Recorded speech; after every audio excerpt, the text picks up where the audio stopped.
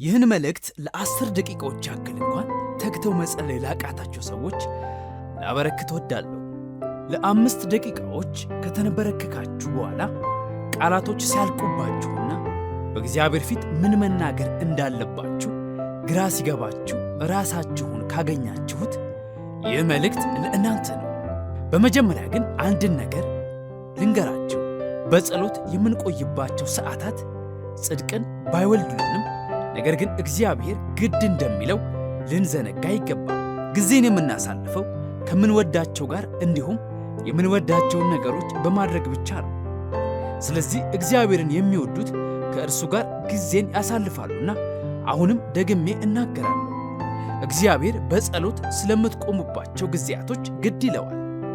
ማቴዎስ ወንጌል ምዕራፍ 26 ከቁጥር 40 ከእኔ ጋር አንዲት ሰዓት እንኳን ልትተጉ አልቻላችሁምን ይላቸዋል። ኢየሱስ ደቀ መዛሙርቱ ለ1 ሰዓት ያክል እንኳን ከእርሱ ጋር ሊተጉ አለመቻላቸው አሳስቦት ነበር። የሐዋርያት ሥራ ምዕራፍ 3 ከቁጥር 1 ጴጥሮስንና ዮሐንስንም በጸሎት ጊዜ በ9 ሰዓት ወደ መቅደስ ይወጡ ነበር እንደሚል ከግል የጸሎት ሰዓታቸው ውጪ ከ9 እስከ 10 ባሉት ሰዓታት ውስጥ በመቅደስ እንደሚጸልዩ እንመለከታለን። ታዲያ ኢየሱስስ? በማርቆስ ወንጌል ምዕራፍ 1 ከቁጥር 35 ማለዳም ተነስቶ ገና ሌሊት ሳለ ወጣ፣ ወደ ምድረ በዳም ሄዶ በዚያ ጸለየ ይለናል። ታላቁ የጭንቅ ቀን ከመድረሱ በፊት ከሁሉም ተለይቶ ብቻውን ይጸልይ ነበር። ይህም ማለዳ የተባለው ሰዓት በግምት ከሌሊቱ 9 ሰዓት እስከ 10 ሰዓት ይሆናል። ኢየሱስ በማለዳ ተነስቶ ብቻውን የሚነጠለው ከእግዚአብሔር ጋር ጉዳይ ስላለው ነው። በሌላ በኩል መጽሐፍ ቅዱስ ዳንኤል እንደ ልማዱ በቀን ለ3 ጊዜያት ያክል ተግቶ ይጸልይ እንደነበር ይነግረናል። አንድ መደበኛ አይሁድ በቀን ለ3 ጊዜያት ያክል ይጸልያሉ። ሙስሊሞች ደግሞ በቀን 5 ጊዜያት ያክል ይጸልያሉ። ነገር ግን አንድ ክርስቲያን በቀን ለ5 ደቂቃ ያክል እርሱንም መኪና ውስጥ ሆኖ ለጸለየው በማማረር ለአስተማሪዎቻቸው እንዲጸልዩላቸው እሁድን ይጠባበቃሉ።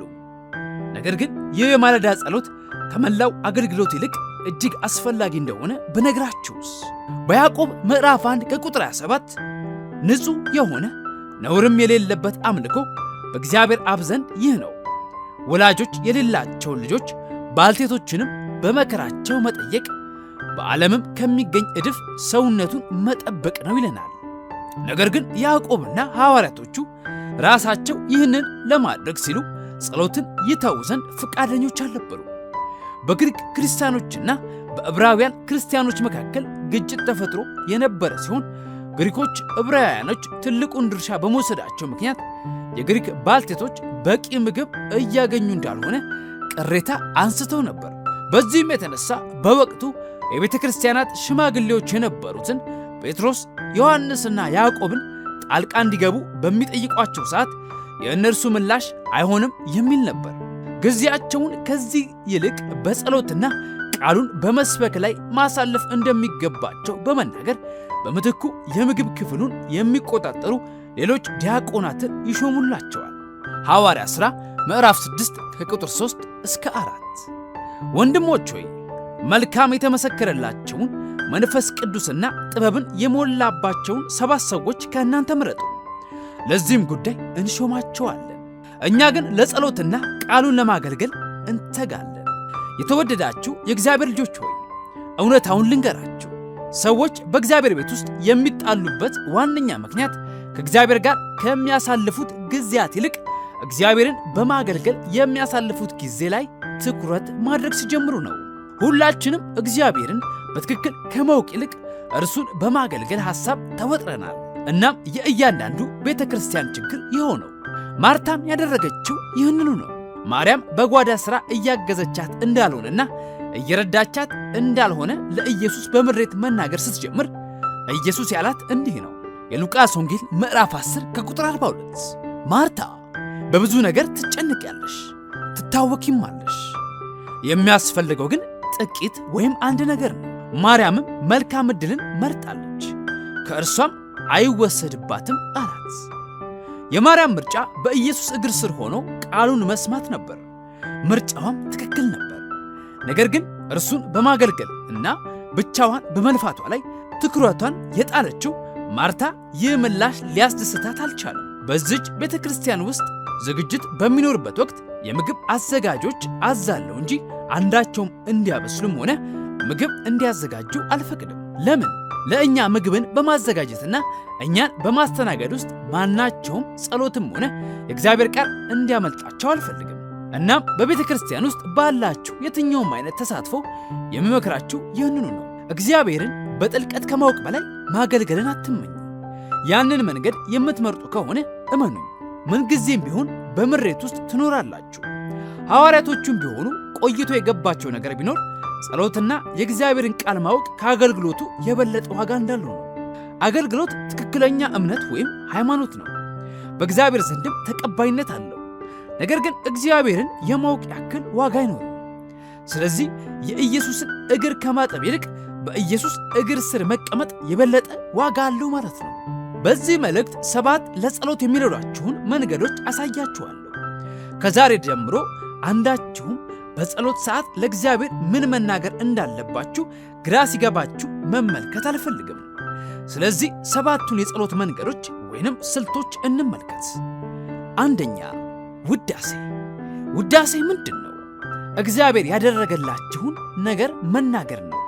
መዝሙር 100 ከ4 እስከ 5 ወደ ደጆቹ በመገዛት ወደ አደባባዮቹ በውዳሴ ግቡ፣ አመስግኑ፣ ስሙንም ባርኩ።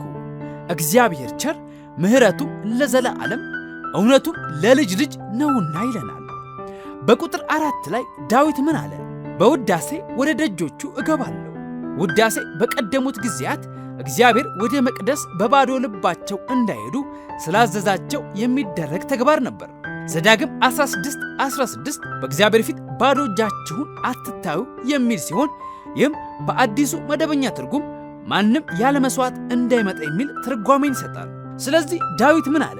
ወደ መቅደስ በገባው ጊዜ መስዋዕቴን ይዤ እገባለሁ። ነገር ግን ሰዎች ወደሚጸልዩበት ስፍራ በመጣው ጊዜ ወደዚያ ስፍራ በውዳሴ እገባለሁ። በውዳሴ ለምን? ምክንያቱም ቸር፣ ምሕረቱም ለዘላለም እውነቱም ለልጅ ልጅ ነውና። በዝርዝር ላስረዳችሁ። እግዚአብሔርን ከስር መሰረቱ ጀምሮ ከትውልድ ትውልድ ስላደረገው ነገር እንዲህ በማለት ታመሰግኑታላችሁ። ጌታ ሆይ በ5 ቀናት ውስጥ ብቻ ሰማይና ምድርን ስለፈጠርክ አመሰግንሃለሁ። በ6ኛውም ቀን ሰውን በአምሳልህ ፈጠርከው። ጌታ ሆይ በኃያሉ እጆችህ የእስራኤልን ሕዝብ ከጨቋኙ ከፈርዖን ግዛት ስላስመለጥካቸው አመሰግንሃለሁ። በምሕረትህ ባህሩን ከፍለህ አሳለፍካቸው። ለ40 ዓመታት ያክል በምድረ በዳ ከሰማይ መናን እያወረድክ መገብካቸው። የኢያሪኮ ቅጥር ስላፈረስክ አመሰግንሃለሁ። የዮርዳኖስን ወንዝ መሻገር የቻሉት አንተ ውሃውን ስለከፈልክላቸው ነው። ሲድራቅና ሚሳቅ አብድናጎም ከእሳት ስላወጣቸው አመሰግንሃለሁ። ዳንኤልን ከአንበሳ መንጋጋ፣ ጴጥሮስንም ከእስር ቤት፣ ጳውሎስንም እና ሲላስንም በአምልኮ ከወህኒ አድናቸዋልና።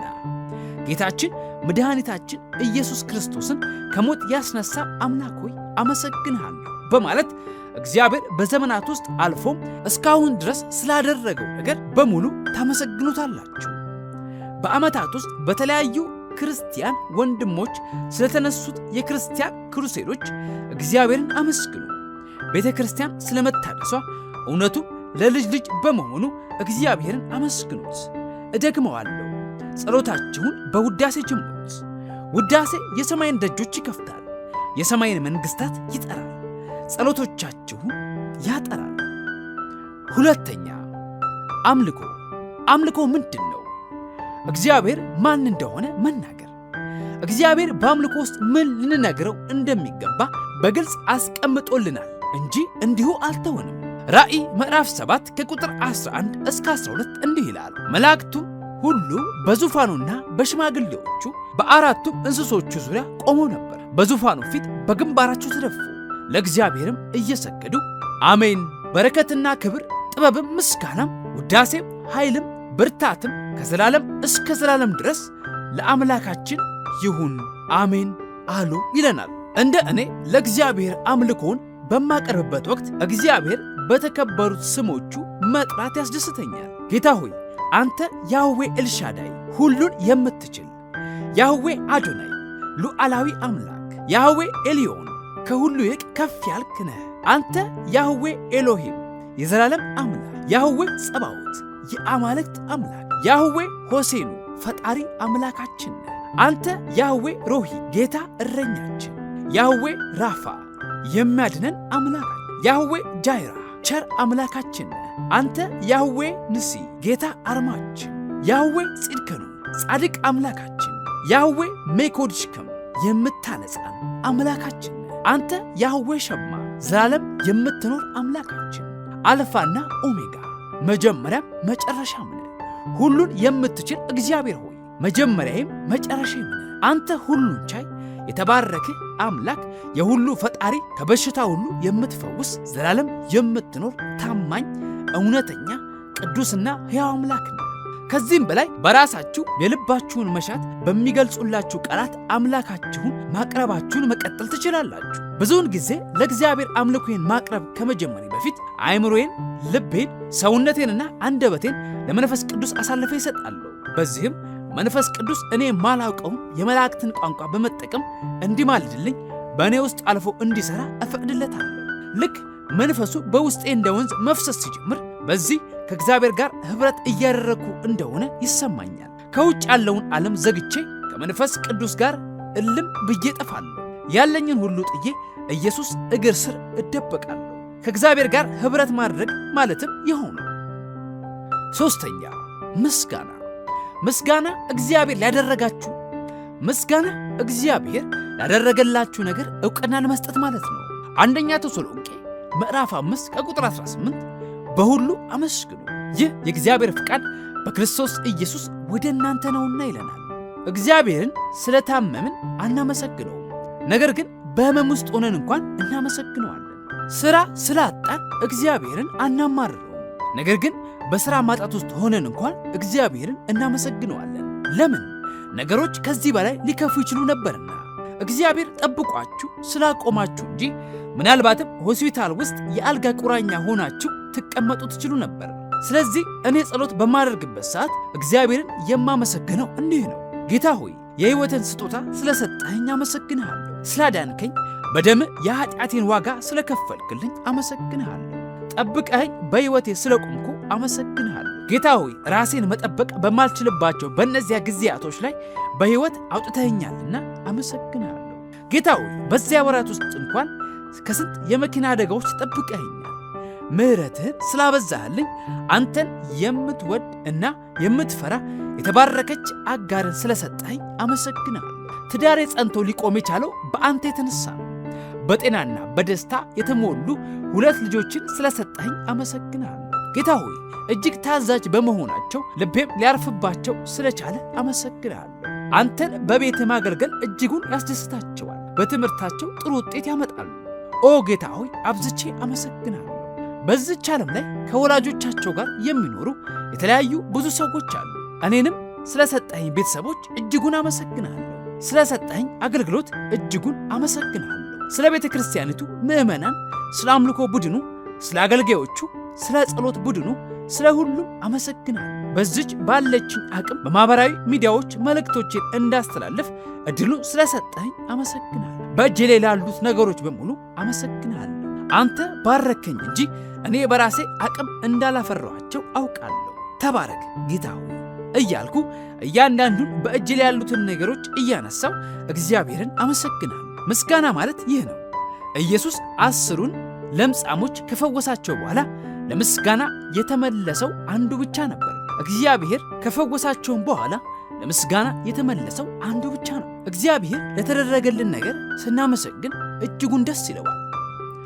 አራተኛ ንስሐ።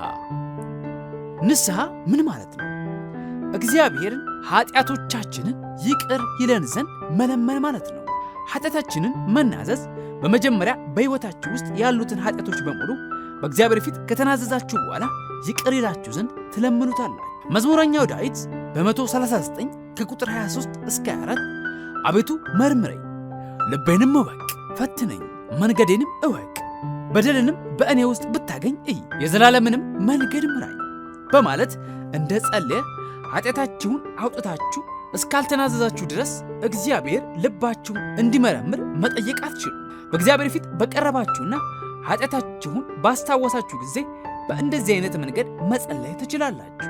ጌታ ሆይ ትናንትና ደህና ሆኜ ሳለ ለአለቃዬ እንደታመምኩ በመናገሬ ይቅር በለኝ። ከባለቤቴ ጋር በተጣላው ሰዓት መጥፎ ቃላትን በመጠቀሜ ይቅር በለኝ። ጌታ ሆይ ከስንፍና የተነሳ ቤተ ክርስቲያን ባለመሄዴ ይቅር በለኝ።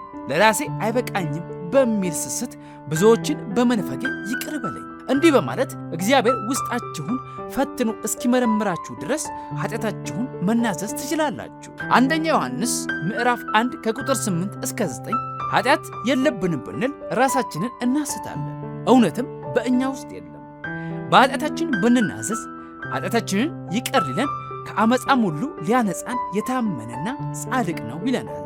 ኃጢአታችንን በፊቱ ብንናዘዝ እግዚአብሔር አምላክ ይቅር ሊለንና ሊያነጻን ዘንድ የታመነ ነው። ስለዚህ ኃጢአታችሁን በምትናዘዙበት ወቅት የሰይጣን ወቀሳ በሕይወታችሁ ውስጥ እንዲቀጥል ዕድል እንዳትሰጡት። አንድ ጊዜ ተናዛችሁ እና ንስሐ ገብታችሁ ከጀርባችሁ ላይ ያወረዳችሁትን ኃጢአት ሰይጣን ደጋግሞ እንዲያስታውሳችሁ ዕድል አትስጡት። የእግዚአብሔርን ምሕረት መቀበል ተማሩ። ኢየሱስ ክርስቶስ በጌታችን ጸሎት ውስጥ እኛም የበደሉንን ይቅር እንል ዘንድ በደላችንን ይቅር በለን በማለት እንዳስተማረን ንስሐ የዘውትር ጸሎት ነው። በእግዚአብሔር ፊት በምትቀርቡበት በእያንዳንዱ ጊዜያት ውስጥ ንስሐ ልትገቡ ይገባል። ደቀ መዛሙርቱ ወደ ኢየሱስ ሄደው ጸሎትን እንዲያስተምራቸው በጠየቃቸው ጊዜ ጌታ ኢየሱስ የነገራቸው ይህንኑ መንገድ እንዲከተሉ ነበር። ለዚህም ነው ዘወትር የምንጸልየውን ጸሎት የጌታችን ጸሎት በማለት የምንጠራው። አምስተኛ ምልጃ። ምልጃ ምንድን ነው? ምልጃ በእግዚአብሔር ፊት ስለ ሌሎች ሰዎች መጸለይ ማለት ነው። ለሌሎች መጸለይ አንደኛ ጢሞቴዎስ ምዕራፍ 2 ከቁጥር 1 እስከ 4 እንዲህ ይላል፣ እንግዲህ እግዚአብሔርን በመምሰልና በጭምትነት ሁሉ ጸጥና ዝግ ብለን እንድንኖር ልመናና ጸሎት፣ መልጃም ምስጋናም ስለ ሰዎች ሁሉ ስለ ነገሥታትና ስለ መኳንንትም ሁሉ እንዲደረጉ ከሁሉ በፊት እመክራለሁ። ሰዎች ሁሉ ሊድኑና እውነቱን ወደ ማወቅ ሊደርሱ በሚወድ በእግዚአብሔር በመድኃኒታችን ፊት መልካምና ደስ የሚያሰኝ ይህ ነው ይለናል። የእግዚአብሔር ቃል ግልጽ ነው። በስልጣን ላይ ላሉት ሰዎች መጸለይ የሚገባን ለምንድን ነው? አንዳንዶቹ እኮ ሙሰኞችና መጥፎ ሰዎች ናቸው። ሁለት ምክንያቶች አሉ። አንደኛ ሰላማዊ ኑሮ እንዲኖሩ፣ ሁለተኛ እግዚአብሔር ሁሉንም ስለሚወድና ወደ እውነታው እንዲመጡ ስለሚፈልግ ነው። ምናልባትም ቭላድሚር ፑቲን አማኝ ቢሆን ኖሮ በዚህ ሰዓት ጦርነት ውስጥ ላይገባ ይችል ነበር።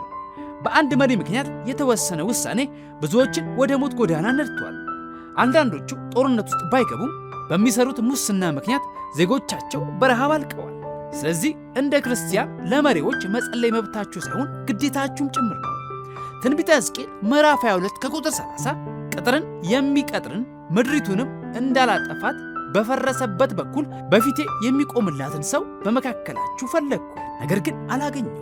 ስለዚህ ቁጣዬን አፈስባችኋለሁ፣ በማኅቴም እሳት አጠፋችኋለሁ፣ መንገዳቸውንም በራሳቸው ላይ መለሱ ይላል ጌታ እግዚአብሔር። በምትጸልዩበት ወቅት ልክ ለዚያች ሀገር ለቤተሰቦቻችሁና ለምትጸልዩለት ሰው ያላችሁት እናንተ ብቻ እንደሆናችሁ አድርጋችሁ አጥብቃችሁ ጸልዩ።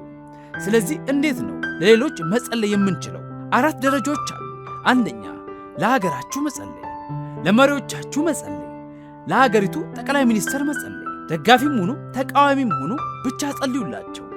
በስልጣን ላይ ላሉት፣ በምክር ቤት ውስጥ ላሉት፣ ለክልላችሁ መሪዎች፣ ለእነዚህ ሁሉ መጸለይ ይገባቸዋል። ሁለተኛ ለቤተ ክርስቲያን ጸልዩ። ጌታ ኢየሱስ ክርስቶስ በመሠረታት ቤተ ክርስቲያን ላይ ተሐድሶ ይሆን ዘንድ ጸልዩ። በመካከለኛው ምስራቅ በቻይና እና በህንድ ብዙ ሰዎች ጌታ ኢየሱስ ክርስቶስን መቀበል ይችሉ ዘንድ ጸልዩ። በአቅራቢያችሁ ስላሉ ቤተ ክርስቲያናት ጸልዩ። እግዚአብሔር በፍቅር፣ በቁጥር፣ በጥበብና በሀብትና በተጽዕኖ ያበዛችሁ ዘንድ ጸልዩ። ሶስተኛ ለጓደኞቻችሁ ጸልዩ። ቃል በቃል ስማቸውን እየጠራችሁ በዚህ መንገድ ጸልዩላቸው። ጌታ ሆይ እህታችን አልማዝን አስባት። ላለፉት 5 ዓመታት በካንሰር ስትሰቃይ ኖራለች። ጌታ እግዚአብሔር ሆይ ድረስላት፣ ከህመሟም ፈውሳት። ጌታ ሆይ ወንድማችንን ዳንኤልን አስበው። ላለፉት 3 ዓመታት ሥራ አጥቶ ቆይቶ ነበር። እባክህን ጌታ ሆይ በሥራ ባርከው እያላችሁ ለጓደኞቻችሁ በሚያስፈልጋቸው ነገር ቢሆን ጸልዩላቸው። 4ኛ ለቤተሰቦቻችሁ ጸልዩ። ጌታ ሆይ ወንድሜን ዳግምን አስበው። ጌታ ሆይ በአደንዛዥ እጽ እስራት ውስጥ ሆኖ ቆይቷልና ነፃ አውጣው። የእህታችንን ሜላትን ትዳር አስብ። በትዳራቸው መልካም ሁኔታ ላይ እንዳልሆኑ ታውቃልና የማዳን እጅህን ዘርጋላቸው። ጌታ ሆይ ለወንድማችን ዳን እጸልያለሁ። ወደ ዩኒቨርሲቲ ለሚያመራው ልጁ የሚሆን ገንዘብ የለውምና ልጁ ስኮላርሺፕ እንዲያገኝ በማድረግ አግዘው። የበረከት እጆችህን ዘርጋለት። ምልጃ ማለት ይህ ነው፣ ለሌሎች መጸለይ። እግዚአብሔር ከራሳችሁ በፊት ሌሎችን እንድታስቡ መፈለጉ እጅጉን የሚያስገርም ጉዳይ ነው።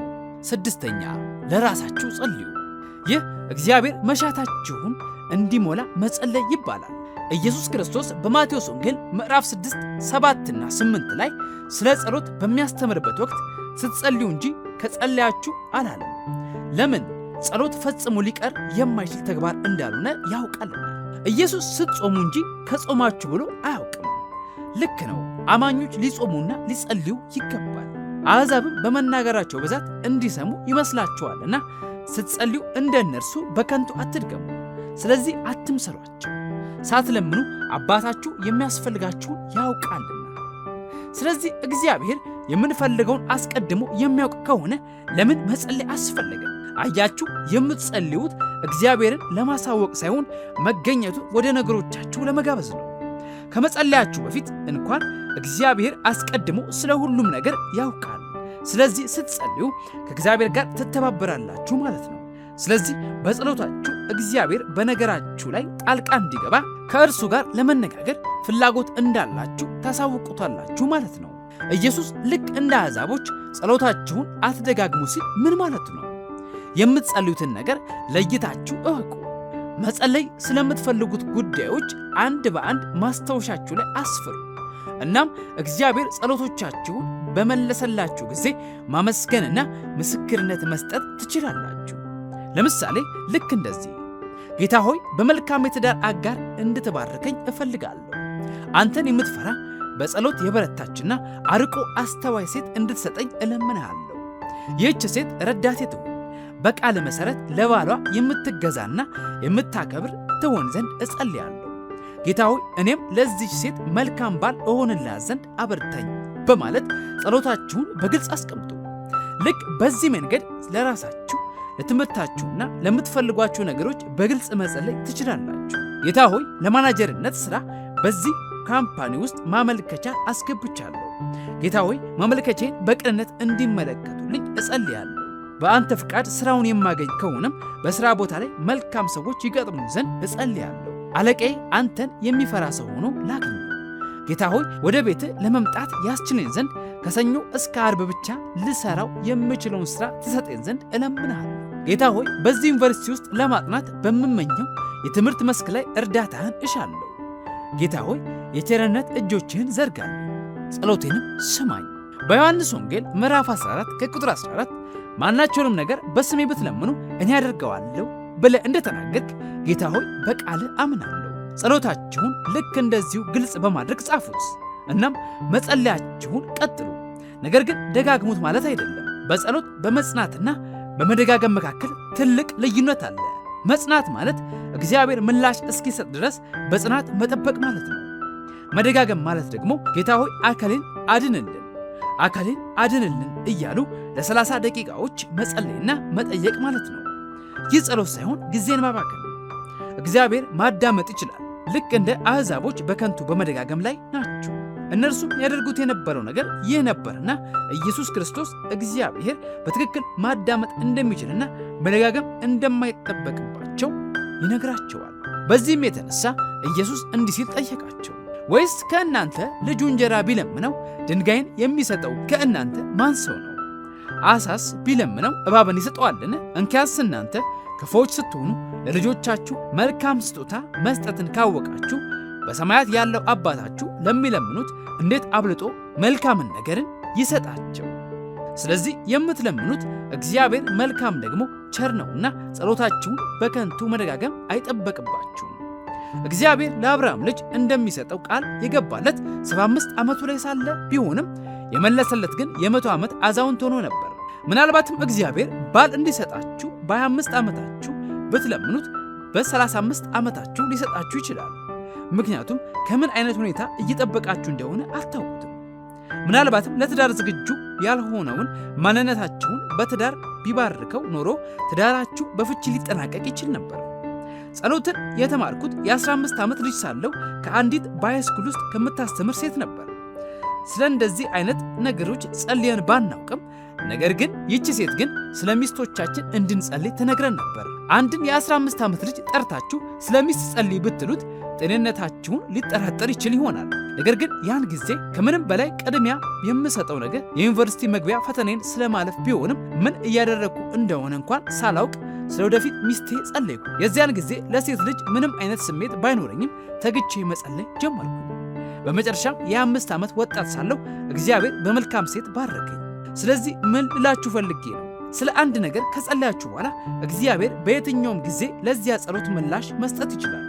አንዳንዴም ከሳምንት ምናልባትም ከወራት በኋላ ባንኮች እንድታስገቡ የጠየቋችሁ 10% ክፍያ እጃችሁ ላይ ባይኖርም እንኳን ስለ ቤት መጸለይ ትችላላችሁ። አስታውሳለሁ ከሜርሲ ጋር እንደተጋባን ረጅም የሆነ የጸሎት ርዕሶችን ማዘጋጀት ጀምረን ነበር። እናም ከ10 ዓመታት በኋላ ያንን የጸሎት ርዕሶችን ተመልሼ ሳያቸው እግዚአብሔር 100% መልሶልናል። ከነዚህ መካከል እግዚአብሔርን የጠየቅነው በቤት እንዲባርከን ነበር። እናም ከ10 ዓመታት በኋላ በአንድ ሳይሆን በሁለት ቤቶች እግዚአብሔር ባርኮናል። እመኑኝ፣ እግዚአብሔር ጸሎትን ይመልሳል። ጻፏቸው። እናም በምትጸልዩበት ጉዳይ ላይ እግዚአብሔርን እመኑት። ምናልባትም አሁን ወይንም በቅርብ ላይሆን ይችላል፣ ነገር ግን በትክክለኛው ጊዜ እግዚአብሔር ጸሎትን ይመልሳል። አንዳንድ ጊዜ በምንጸልይበት ወቅት የጸሎቶቻችንን ምላሽ ወዲያውኑ ባለመመለከታችን ምክንያት ምናልባትም እያደረግን ያለነው ነገር ልክ እንዳልሆነ ልናስብ እንችላለን። አይደለም፣ ነገሩ ትክክለኛ ጊዜ ላይ ባለመሆኑ ምክንያት ነው። ምናልባትም አሁን ለእናንተ የአዝመራ ወቅታችሁ አይደለም። የእናንተ ጊዜ ሲመጣ የዘራችሁትን በሙሉ ታጭዳላችሁ። 7ኛ እግዚአብሔርን መጠበቅ። በእግዚአብሔር መገኘት ውስጥ በዝምታ ጠብቁ። ትንቢተ ኢሳይያስ ምዕራፍ 40 ከቁጥር 30 እስከ 31 ብላቴኖች ይደክማሉ ይታክቱማል፣ ጎበዛዝቱም ፈጽሞ ይወድቃሉ። እግዚአብሔርን በመተማመን የሚጠባበቁ ግን ኃይላቸውን ያድሳሉ፣ እንደ ንስር በክንፍ ይወጣሉ፣ ይሮጣሉ፣ አይታክቱም፣ ይሄዳሉ፣ አይደክሙም ይለናል። በምትጸልዩበት ሰዓት ቃላቶችን ከአንደበቶቻችሁ ለማውጣት ከመቻኮል ይልቅ በዝግታ እግዚአብሔርን ብትጠባበቁት እመክራለሁ። ብዙውን ጊዜ እኛ አማኞች ለእግዚአብሔር የምንፈልገውን ነገር ከተናገርን በኋላ ተነስተን እንሄዳለን። ነገር ግን እግዚአብሔርን መጠባበቅ መልካም ነው። መዝሙር 46:10 እንዲህ ይላል፣ እረፉ እኔም አምላክ እንደሆንሁ እወቁ። በአሕዛብ ዘንድ ከፍ ከፍ እላለሁ፣ በምድርም ላይ ከፍ ከፍ እላለሁ። እግዚአብሔርን መጠባበቅ ማለት ለቀናት፣ ለሳምንታት፣ ለወራትና እግዚአብሔር ምላሽ እስኪሰጥ ድረስ በጸሎት መቆየት ማለት ነው። አንዳንድ ጊዜ ከጸለይኩ በኋላ ማድረግ የሚያስደስተኝ ነገር ቢኖር በዝምታ ውስጥ እግዚአብሔርን መጠባበቅ ነው። ከዚያም መዝሙረ ዳዊት ወይንም ሌላ ክፍልን በመግለጥ እግዚአብሔር ቃሉን እስኪልክልኝ ድረስ በዝግታ ማንበብ እጀምራለሁ። በጸሎታችሁ ከመጣደፍ ይልቅ እግዚአብሔርን መጠበቅ ተማሩ። በመልእክቱ እንደተባረካችሁ አምናለሁ። ደህና ቆዩልኝ። ቻናሉን ሰብስክራይብ ካላደረጋችሁ ሰብስክራይብ፣ እንዲሁም ላይክ፣ ሼር በማድረግ አብራችሁን እንድትሆኑ እንጋብዛችኋለን። ተባረኩ።